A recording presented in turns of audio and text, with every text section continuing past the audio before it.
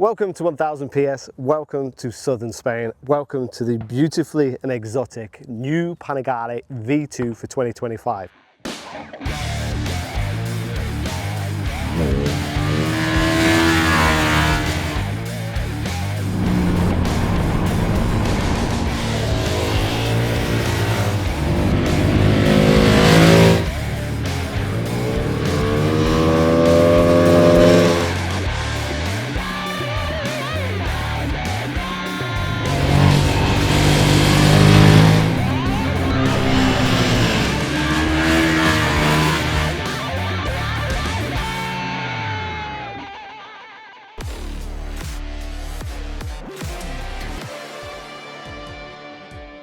So this is a completely new model for 2025 with a new V2 engine.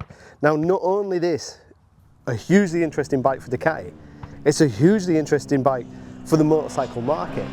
Because I remember the heydays of supersport racing with ZX6s, GSX-R600s, the R6, the 748, the 749s, and it was awesome racing. And then it's kind of, over the years, just kind of trickled away into nothing. But in recent years, the supersport category has come back alive.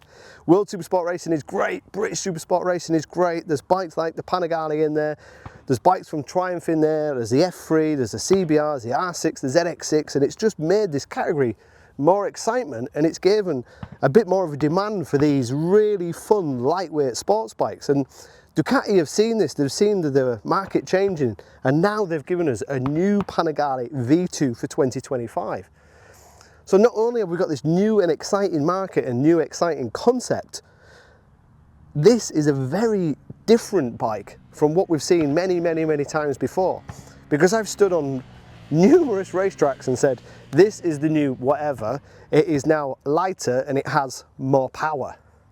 But this is different, because this is around 35 horsepower less. This is 120 horsepower in stock trim and 126 if you put the full race exhaust from Termione. So for a manufacturer to come out and say, we've got a new bike, it's got less power, that's quite a significant statement, and I don't think I've done that recently, or I can't remember. But what they've also done is made the bike significantly lighter. Now normally the bike's 2 kilograms lighter, 3 kilograms lighter. This is 17 kilograms lighter. Now let's not forget, the old Panigale wasn't a heavy bike. We're not comparing a Harley Davidson to a Ducati. We're comparing a phenomenal bike that's won World Supersport multiple occasions, but they've made it 17 kilograms lighter. So that's about the same as my wife's hand luggage, I think, when we go on holiday. That's the same as 2 fully loaded panniers and a tailpack. That's a lot of weight to save. And they've done that because the engine is lighter. This is the lightest V-twin engine Ducati have ever produced. The whole chassis is completely lighter. The new aluminium monocoque chassis with the aluminium subframe. The whole chassis, the whole bike is completely new. It's lighter with less power. And because we've got less power and it's lighter, it should be, in theory, easier to ride. When they put their professional pro riders on this bike, they are near enough identical on lap times around Vallelunga, which is a really fast track, 5th and 6th gear in places. When they put fast riders, ex-racers on it, people like myself who are reasonably quick, then it's near enough the same. And when that skill level goes that way, they actually go in quicker in testing on the new bike that is lighter, easier to ride with less power than the old bike with significantly more power, which is an impressive and fundamental statement. We've had the opportunity to ride the bike over 6 sessions here in Seville at this phenomenal new track setup that's really difficult to learn, very blind in places and very tight towards the end of the track.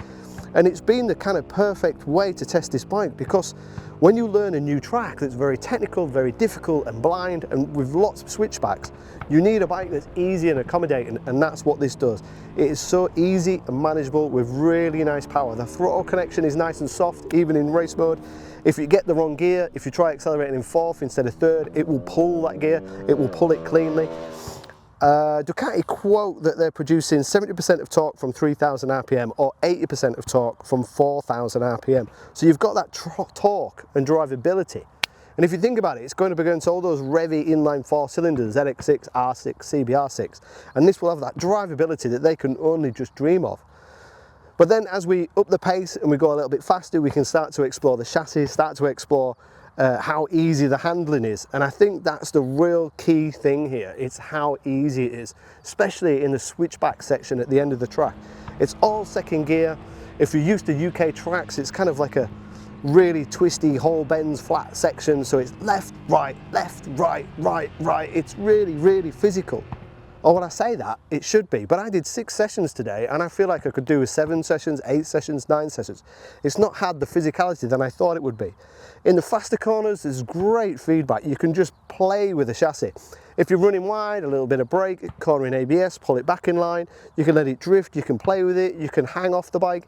Even for a bike that's incredibly light, which Ducati quote at 179 kilograms or 169 with the race kit, it's very stable, which allows you to really hang off the bike, drag your elbows on the floor at will, even though the ergonomics are more road than race bike compared to the previous model.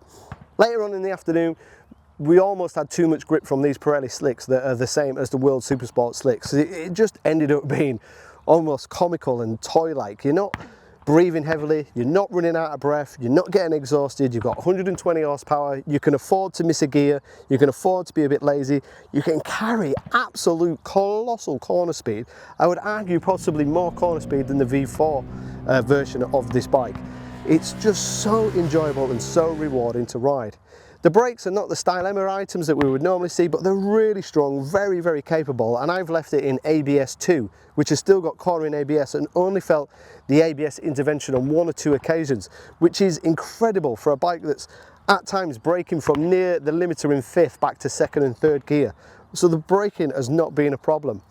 Rider aids, I've been able to trim the rider aids. Obviously, we've been Ducati, we've got full 6-axis IMU, we've got lean sensitive traction, wheelie control, engine brake assist, cornering ABS, and we can see those rider aids acting live on the new race dash. There's 3 dashes to choose from, 2 road dashes and the race dash. When you've got the race dash, you can see live what is happening, you can see live how much traction intervention that you're using, and then towards the end of the session, I turned the wheelie control off for immature reasons, but left the traction on, which is just great because you can just have a bit of fun, you can show off, you can pull some wheelies, but you've still got that traction control should you get a little bit too carried away. On the downside, as usual with Ducati, it's a pricing thing. The standard bike will come in at 14,995 and the S model we have here is 16,995. The difference between the 2 bikes is just suspension. The power and torque is the same, the electronics are the same, but one has got Marzocchi fully adjustable suspension and this being the S has got fully adjustable Öhlins suspension. But at just under 15 grand and just under 17 grand for 2 models, it is an expensive bike in this category, especially when you're looking at 600 inline competition that start at around 10 and go to around 12.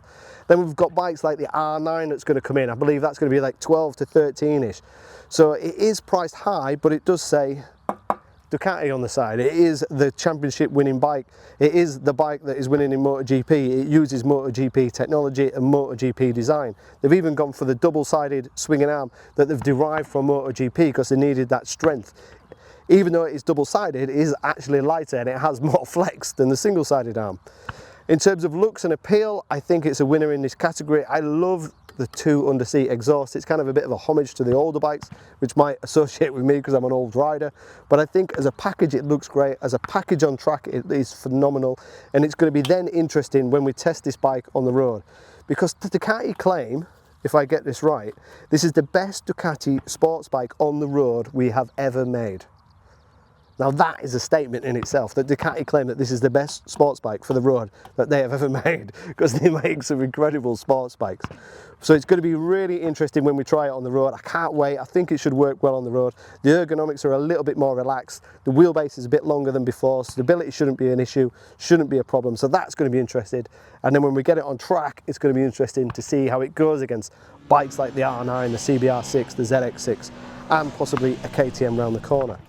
But in terms of riding this bike at this track, it has been so rewarding and so enjoyable. If I honestly had the Ducati V4 S here with its 220 horsepower, I would have obviously gone faster. I would have probably giggled a little bit more and had more fun. But after 6 sessions, I would have been absolutely exhausted. and I've done 6 sessions on this bike and I still want to ride tomorrow. I still want to enjoy it. It's still so much fun. I've not scared myself. That lack of power and easy handling and ease of use has given me time to think about my brake points, time to think about where I'm turning in, time to just enjoy it and drag my elbows down at will. It's such a rewarding and enjoyable and easy bike to ride fast, which I think a lot of riders, if they're honest, they would go quicker on a lesser capacity, lighter bike. It's the lightest bike in class. It might not have the most power, but I think around the track, it's going to be up there with the very best. But thanks for watching at 1000 PS. If you've got any more technical, in-depth questions, you want to know wheelbase, seat height, etc., fire the questions below and we'll get back to you. And fingers crossed, the guys at 1000 PS will invite me back and we can get a group test together on track and a group test together on the road. It's going to be really, really interesting, and I love the fact that this class is coming back to life.